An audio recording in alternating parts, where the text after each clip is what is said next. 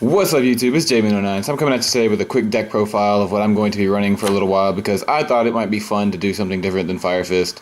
So you can probably already tell what it's going to be, but I'm going to go ahead and go through the deck profile now. The deck profile is going to be over watts. So let's go over the main deck real quick. You get 3 Thunder Seahorse because you basically, with this guy's effect, you can search the deck for any level 4 under, I think it's under 1600 attack. Let's see, yeah, under 1600 attack, 1600 or less attack. So you can basically search the deck for a 1600 or less attack monster and add that to your hand. So basically searches out all the watts I'm running. I'm not running the watts where you're sitting here and you're basically trying to, you know, synchro into anything. I'm running direct attack watts, so it's basically how this is going to work. So what you're mainly going to want to search out is the WattGiraffe. He's a big part in this whole play. Basically, when he attacks, any direct attack, it's and he deals damage. He has to deal damage first. Then they cannot activate any effects until let's see, what does it say? Oh, come on now. Cannot activate until the end phase of this turn. So you cannot activate any effects until the end phase, which is actually really good, which means after you attack with him, if you can get this attack through with the lance or something, that means that they can't activate anything, as in like Trag, Gores, anything, so the rest of your attacks will go through as planned. 3 Wattcobra, he's basically the searcher of the deck. You can add one Watt from your deck to your hand. Basically, you're just going to get reoccurring hand size, it's just going to come, you just get reoccurrence with this guy. And I'll let you know what the best first play is going to be. 3 Wattpheasant, and the reason I run this is because if he attacks directly, you can target a monster and banish it until the end of this turn. It just returns at the end of the turn, so it's not special summoned back. But basically, any Xyz that he banishes loses all the materials and so on and so forth, and it's a pretty good card. 3 Wattdragonfly. And I run this because, sometimes you don't open up with a good play, so you just set this guy face down. You get whatever Watt you need, so basically you go into a Wattcobra, and then this guy basically gets you to start reoccurring for Watts. Then I run 1 Thunder King. I understand that running 1 Thunder King in a deck where you're searching out a lot and adding cards from your hand, or to your hand from the deck without drawing, is bad, but if you can get this guy set up and you can just keep attacking with him, you can always wait and use his anti-special summon effects, which is really good, and most people can't get over a Thunder King, so you can just keep attacking into him, and when he gets off the field, then you have lots of hand reoccurrence to keep going. 1 Honest, because the whole deck is light. I tech in 1 Lava Golem, because Lava Golem's awesome, and if that last 1,000 life points, or if they're down to like 1,200 life points or something, and they have 2 monsters on board about to go for game, special summon this on their side of the field by attributing theirs and put it in defense.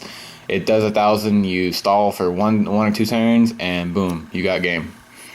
And then the 1 Trag, because your hand is going to be at least 6 cards most of the time. So Trag is a 3,000 attack beater, 3,600 attack beater almost all the time. You set 1 card, he goes down to 3,000, and then you pretty much attack and say go, because Trag is Trag. Trag's awesome.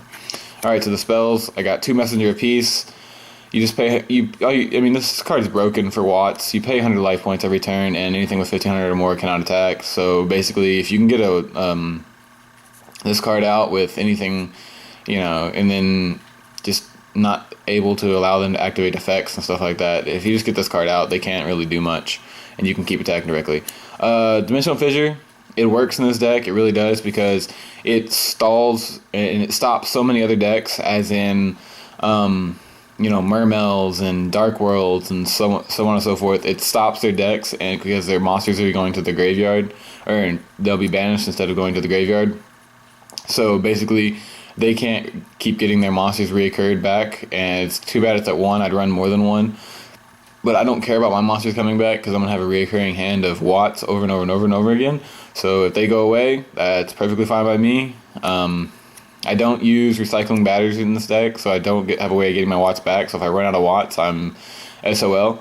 But it's still a good card. It stops many meta decks, and it's just a good card to run.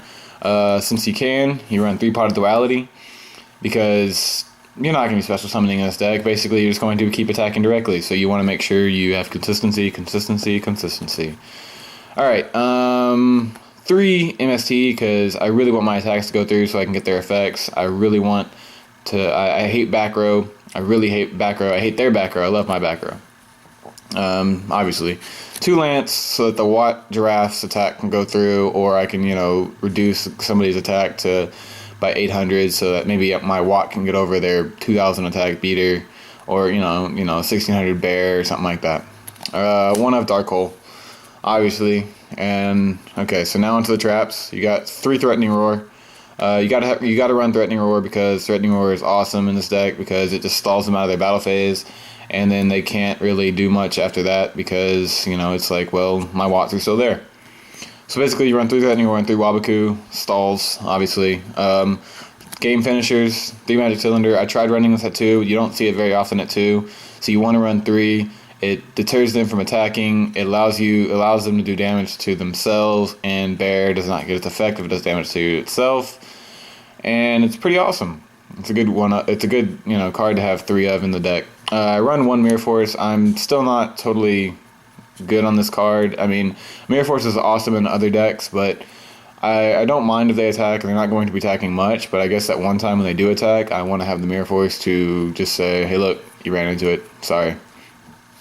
And last but not least, the Solemn Warning, because stalling for 1 extra turn is perfectly good, stopping their big monster from coming out. You don't have to worry about it, and 2,000 life points isn't much to this deck. You're only losing 100 for the messenger apiece, and you shouldn't be getting attacked at all directly unless you literally can't draw your stall cards. So basically that's what you want to do. That's the main deck. I think it's 41 cards at the moment, so that's the main deck. And here's the extra deck. I do not have a side deck for this deck yet, and I don't know if you really would side in too terribly much, but if I could, I'd run 2 Star Leech. I don't only have 1, so I'm only running 1.